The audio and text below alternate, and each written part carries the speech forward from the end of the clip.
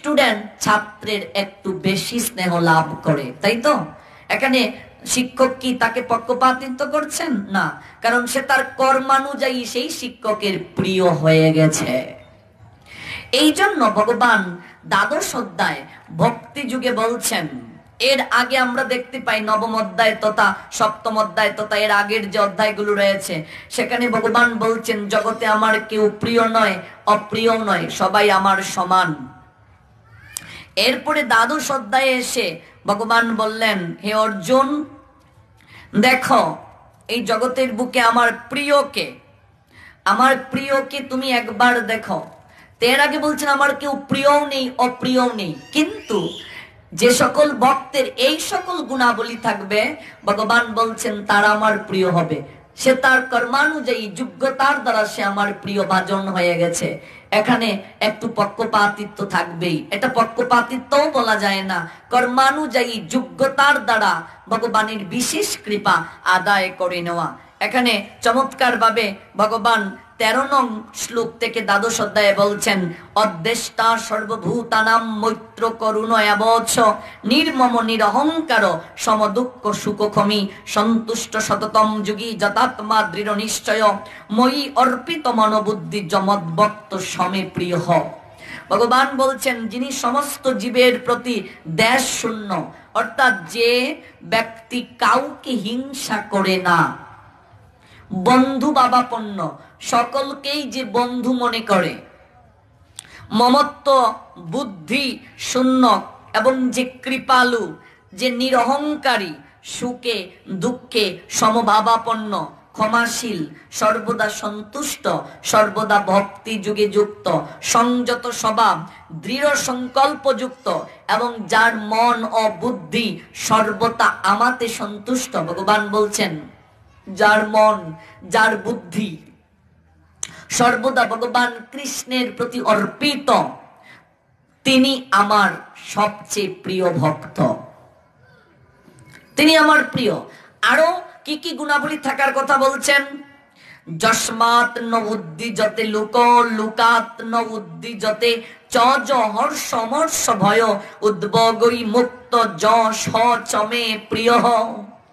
যার থেকে কেউ উদ্বেগ প্রাপ্ত হয় না। এই জগৎ সংসারে যে ব্যক্তির নিকট থেকে অন্যজন লোক কোনো কষ্ট পায় না, কোনো দুঃখ পায় না, যিনি কারো দ্বারা উদ্বেগ প্রাপ্ত হন না, এবং যিনি হর্ষ, ক্রোধ, ভয় ও উদ্বেগ থেকে মুক্ত, তিনি আমার অত্যন্ত প্রিয়। অনপেক্ষ শুচিদক্ষ উদাসীন গত ব্যত সর্বারম্ভ পরিত্যাগী যমদ্ভক্ত সমে প্রিয়। যিনি নিরপেক্ষ, যিনি সূচি, অর্থাৎ যিনি সূচিতা পালন করেন। সূচি আবার দুই প্রকার, একটা বাহ্যিক সূচি, একটা অন্তরের সূচি। বাহ্যিক সূচি কিসের দ্বারা হয়? স্নানের মাধ্যমে। যেমন প্রস্রাব করে আপনাকে জল নিতে হবে, ল্যাট্রিন থেকে এসে স্নান করতে হবে। আজকে অতীব দুঃখের সঙ্গে এই কথাটা বলতে হচ্ছে, আপনারাও আমার সঙ্গে একমত হবেন, আমাদের সনাতন ধর্মের হিন্দু সমাজের 1/3 লোকেরা দাঁড়িয়ে দাঁড়িয়ে প্রস্রাব করে, 1/3 লোকেরা প্রস্রাব করে জল নেয় না, নেয় না। মুসলমানদের দিকে তাকিয়ে দেখুন, কেউ দাঁড়িয়ে প্রস্রাব করবে না, এবং ওরা প্রস্রাব করে জল নেয়, নতুবা টিস্যু ব্যবহার করে, জলের সুবিধা না থাকলে মৃত্তিকা ব্যবহার করে। কিন্তু আমাদের অধিকাংশ লোকেরা প্রস্রাব করে জল নেয় না, দাঁড়িয়ে রাস্তায় প্রস্রাব করে চলে আসলো। তো এই দেহটা একটা মন্দির, এই দেহ যদি পবিত্র না থাকে তাহলে ভগবান জাগ্রত থাকবেন কি করে? হৃদয় মন্দিরে কানু ঘুমাইল। আমার মাঝে ভগবান আছেন, আমি তাকে ঘুম পাড়িয়ে রেখে দিয়েছি। হৃদয় মন্দিরে কানু ঘুমাইল। শুচিতা দুই প্রকার, বাহ্যিক শুচি, বাহ্যিক শুচিতাও প্রয়োজন আছে। আপনাকে স্নান করতে হবে। এবার যদি কেউ অপারগ হয়, তিনি মন্ত্র স্নান করবেন, মন্ত্র স্নান সর্বশ্রেষ্ঠ স্নান। কিন্তু আপনি যদি সমর্থ হন, অবশ্যই আপনাকে স্নান করতে হবে, ল্যাট্রিন থেকে এসে মল ত্যাগ করে স্নান করতে হবে। আপনি অপারগ হলে কোমর পর্যন্ত ধুয়ে নেবেন। দেখা যাচ্ছে যে কাপড় পরে ল্যাট্রিনে যায়, ওই কাপড় পরে আবার ঘরে যাচ্ছে, ওই কাপড় পরে আবার ঘোরাঘুরি করছে। তাহলে হবে কি করে? দেহটা সূচি না থাকলে তো হবে না। আপনি ল্যাট্রিনের জন্য আলাদা কাপড় রাখবেন, এটা খুবই অভাব। এই সুচিতার শিক্ষা আগে প্রয়োজন আমাদেরকে। এখানে ভগবান বলে দিয়েছেন কোন ভক্ত তার প্রিয়। এমনিতেই ভগবানের প্রিয় হওয়া যাবে না, এত সহজ নয় ভগবানের প্রিয় হওয়া। কর্মের মাধ্যমে মানুষ মানুষের প্রিয় হয়। আর আপনি আমি যদি ভগবানের কাজ না করি কি করে ভগবানের প্রিয় হব? সম্ভবই নয়। সেবায় দেবা পর্যন্ত বন্দী হয়ে যায়। ভগবানকে সেবা দ্বারা আমরা দেখতে পাই রাঘব পণ্ডিত তার নিজ বাসভবনে আটকে রেখে দিয়েছেন। মহাপ্রভু 4 জায়গায় সবসময় বিরাজ করেন, একটা শ্রীবাসাঙ্গিনা, একটা সচিমায়ের আঙ্গিনা, একটা রাঘব পণ্ডিতের বাসভবন, নিত্যানন্দ প্রভুর নর্তন। এই 4 জায়গায় রাঘব পণ্ডিত এতটা সেবা করলেন মহাপ্রভুকে, মহাপ্রভু তাকে কথা দিতে বাধ্য হয়েছিলেন, আমি তোমার গৃহ ছেড়ে আর কোথাও যাব না। সেবায় দেবতা বন্দী, কর্মের দ্বারা প্রীতির দ্বারা ভগবান বন্দী হয়ে যান। বহু দৃষ্টান্ত আছে শাস্ত্রে। গৌরীদাস পণ্ডিতের গৃহে গৌর নিতাই বন্দী হয়ে গেলেন বাবা, নিশ্চয়ই জানেন সেই লীলা। গৌরীদাস পণ্ডিতের গৃহে ভগবান বন্দী হয়ে গেলেন। কালনা যারা গিয়েছেন, বর্ধমানের, পশ্চিমবঙ্গের বর্ধমান কালনা, এই যে ভারতে, যেখানে গৌরীদাস পণ্ডিতের শ্রীপাঠ রয়েছে, সেই জায়গায় গৌর নিতাই বন্দী হয়ে গেলেন গৌরীদাস পণ্ডিতের গৃহে। সেবার প্রীতির এত মর্যাদা, সেবার প্রীতির এত গুরুত্ব, এত শক্তি, ভগবান বন্দী হয়ে গেলেন। ভগবান গৌরহরি এবং নিত্যানন্দ প্রভু তার অঙ্গকান্তি থেকে আরো 2টা বিগ্রহ সৃষ্টি করেছিলেন। গৌরীদাস পণ্ডিতের এত ক্রন্দন, ক্রন্দনে ভগবান আপ্লুত হয়ে আর স্থির থাকতে পারলেন না। সে অপূর্ব লীলা, আমরা সময় পেলে শ্রবণ করব। তো এখানে বলছেন সেবায় দেবতা বন্দী, ভগবান বন্দী, প্রীতিতে ভগবান বন্দী, সুচিতায় ভগবান জাগ্রত থাকেন। সুচিতা যদি না থাকে, বাহ্যিক সুচিতা না থাকলে হবে না। তো বাহ্যিক সূচির চেয়েও সবচেয়ে গুরুত্বপূর্ণ সুচিতা হচ্ছে অন্তরের সুচিতা। আপনি বাহ্যিক যতই সুচিতা থাকুন না কেন, আপনার অন্তর যদি সূচি না থাকে কিছু হবে না। এই জন্য মীরাবাই বলছেন যদি স্নান করলেই সূচি হওয়া যেত, স্নান করলেই যদি কেবল ভগবানকে পাওয়া যেত, সর্বপ্রথমে মাছই ভগবানকে পেত, কারণ সে তো জলের মাঝেই থাকে। মীরাবাই শ্রেষ্ঠ সাধিকা।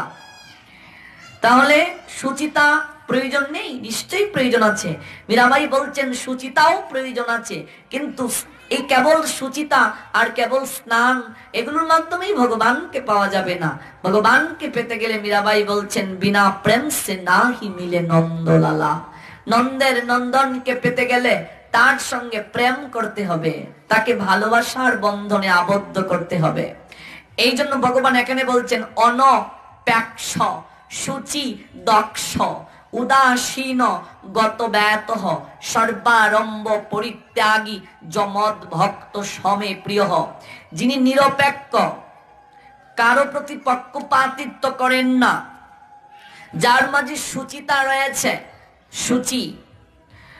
এরপরে কি? যিনি উদাসীন, অর্থাৎ বিষয়ের প্রতি যার আকৃষ্টতা বোধ নেই, উদ্বেগ শূন্য, কোন উদ্বেগ যাকে কখনো বিচলিত করতে পারে না, এবং কর্মের ফল ত্যাগী, কর্ম করে যায় কিন্তু ফলের মালিক ভগবান, এই ভাবনা যার মাঝে পূর্ণরূপে স্থায়িত্ব লাভ করেছে, ভগবান বলছেন তিনি আমার প্রিয় ভক্ত। কাজী সুচিতা আমাদের প্রয়োজন আছে। বিশেষ করে আমরা যারা বৈধি ভক্তি পালন করছি, বৈধি ভক্তি, ভক্তির তো প্রকার আছে বাবা, আমরা যারা বৈধি ভক্তি পালন করছি আমাদেরকে অবশ্যই ঠিক মতো স্নান করতে হবে, সন্ধ্যা আহ্নিক করতে হবে, তিলক কাটতে হবে, ঘন্টা নাড়াতে হবে, আরতি করতে হবে, আমাদের যে বিধি এই বিধিগুলো পালন করতে হবে। আমাদের ব্রহ্ম মাধব গৌড়ীয় পরম্পরায় জগৎগুরু প্রভুপাদ ভক্তি সিদ্ধান্ত সরস্বতী ঠাকুরের পরিবারের যে বৈধি ভক্তিতে আমরা আছি, এই বৈধি ভক্তি আমাদেরকে পালন করতে হবে। যারা রাগানুগা ভক্তি কিংবা অন্য পর্যায়ে চলে গেছেন তাদের বিষয়টা আলাদা। যেমন আমরা দেখতে পাই পুণ্ডরিক বিদ্যানিধি, ওই পুণ্ডরিক বিদ্যানিধি যখন জগন্নাথ পুরীতে জগন্নাথ দর্শন করতে গিয়েছিলেন, আগামীকাল একটা বিশেষ তিথি জানেন কি আপনারা? আগামীকাল দুপুর 12টা পর্যন্ত উপবাস। আগামীকাল পুণ্ডরিক বিদ্যানিধির আবির্ভাব তিথি।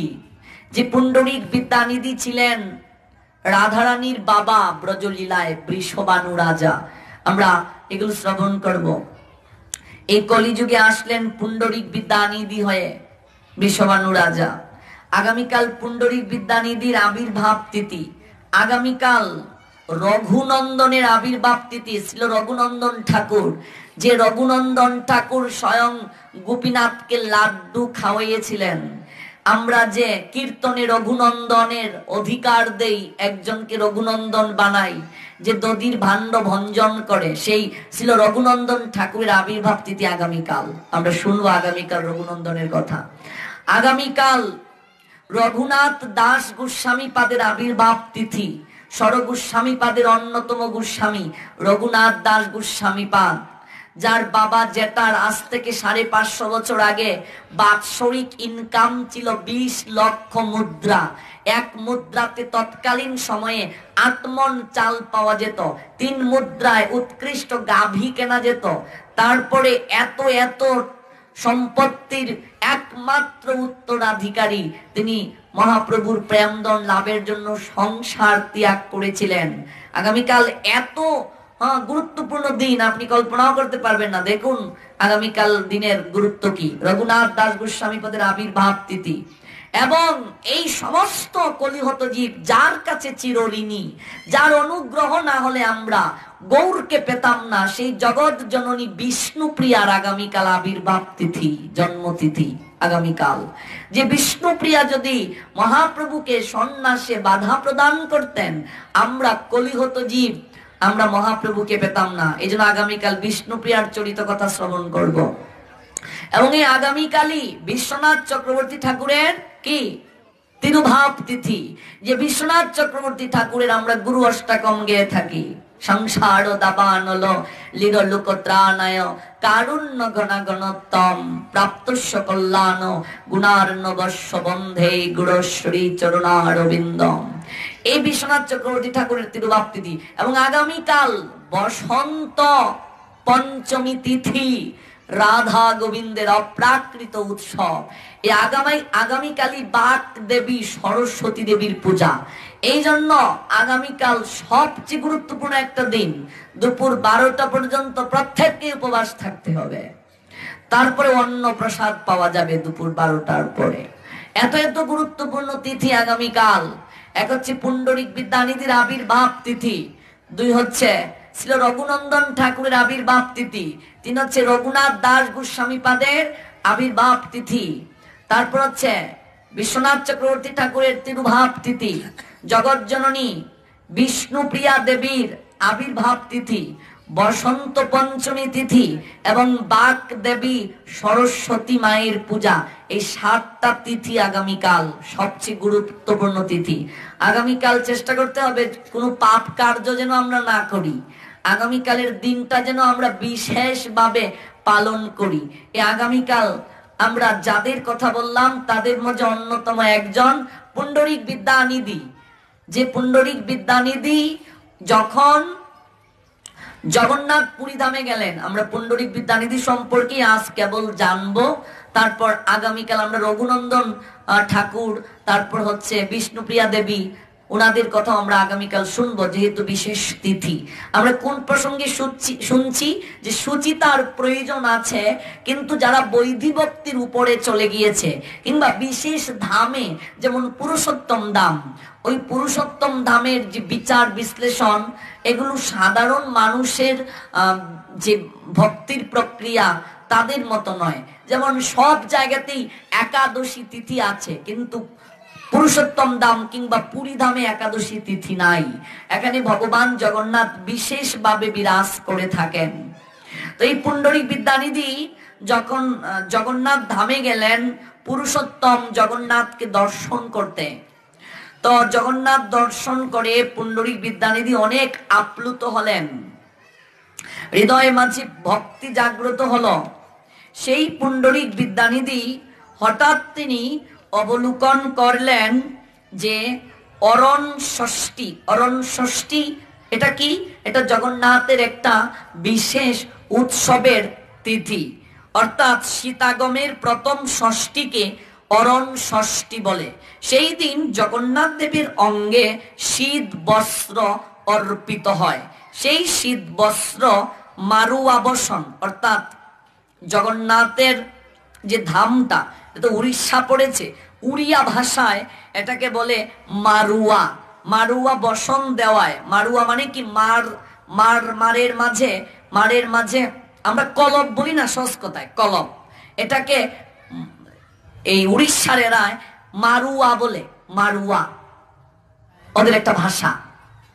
তো মারুয়া বসন জগন্নাথকে পরিধান করিয়ে দিয়েছে, অর্থাৎ মারের মাঝে কাপড়টাকে দিয়ে এটা না ধুয়ে ওই বসনটাই জগন্নাথকে দিয়ে দিয়েছে। জগন্নাথের পান্ডা যারা, সেবায়েত যারা, মারুয়া আমরা কলব ইত্যাদি বলে থাকি। এবার পুণ্ডরিক বিদ্যানিধি যখন এই দৃশ্যটা অবলোকন করলেন, এই কি, হ্যাঁ, মারের মাঝে কাপড় দিয়ে এই কাপড় জগন্নাথের অঙ্গে দিয়ে দিল, তার জন্য এই লীলাটা তিনি করছেন। এই কি ব্যাপার? মার যুক্ত বসন জগন্নাথকে পরিয়ে দেয়া হয়ে গেল। জগন্নাথের সেবক যারা, তারা একই কার্য করলেন, মার যুক্ত বসন পরিয়ে দিয়ে দিলেন। এই ভাবনাটা যখন পুণ্ডরিক বিদ্যানিধির আসলো, তখন তিনি একটু কটাক্ষ দৃষ্টি জ্ঞাপন করলেন সেবকদের প্রতি। রাত্রিবেলা সেই পুণ্ডরিক বিদ্যানিধি যখন ঘুমিয়েছেন, তখন স্বয়ং ভগবান কৃষ্ণ এবং জগন্নাথ, জগন্নাথই তো কৃষ্ণ, আর বলরাম, উনিকে বলরাম তো আসলেন কলিযুগে নিত্যানন্দ হয়ে। তো মহাপ্রভু স্বয়ং ভগবান হয়ে নীলাচলে লীলা করলেন। জীবনের শেষ লীলাগুলো, অর্থাৎ সদামে চলে যাওয়ার পূর্বে শেষ জীবনের লীলাগুলো জগন্নাথ পুরীকে কেন্দ্র করে মহাপ্রভু সম্পাদন করলেন। ব্রজের কানাই, কলিতে হলেন নিমাই, ব্রজের বলাই, কলিতে হলেন নিতাই। আবার জগন্নাথ বলরাম, অর্থাৎ কৃষ্ণ আর বলরাম দুইজন রাত্রিবেলা পুণ্ডরিক বিদ্যানিধির নৈকট্যে আসলেন, ঘুমালেন পুণ্ডরিক বিদ্যানিধি, আর স্বয়ং ভগবান আর বলরাম দুজন আসলেন। এসে তোর অপরাধের অন্ত নাহি, এসে বলছেন, এই তোর অপরাধের ক্ষমা নাই। ভেবে দেখো, তোর অপরাধের ক্ষমা নাই। স্বয়ং জগন্নাথ আর বলরাম দুজন আসলেন, এসে বলেন, তোর অপরাধের কোনো ক্ষমা নাই। মূর জাতি, মূর সেবকের জাতি নাই। মনে রাখবে, আমার যারা ভক্ত, আমার যারা সেবক, তাদের জাতের বিচার করতে যাবি না। সকল জানিলা তুমি রহি এইটাই, এগুলো যদি জেনে ভালো লাগে থাকবি, তবে কেন রহিয়াছ জাতি নাশা স্থানে? জাতি রাখি চলো তুমি আপন ভবনে। নিজের জাত যদি নিয়ে থাকো, আগামীকালে তুমি এই ধাম ত্যাগ করে চলে যাও, এই জায়গায় তোমার থাকার প্রয়োজন নাই। এই কথা বলে জগন্নাথ আর বলরাম পুণ্ডরিক বিদ্যানিধির দুই গালে থাপ্পড় দিতে শুরু করলেন। একজন এই গালে থাপ্পড় দিচ্ছে, একজন আরেক গালে থাপ্পড় দিচ্ছে। জগন্নাথ আর বলরাম, কার? পুণ্ডরিক বিদ্যানিধির।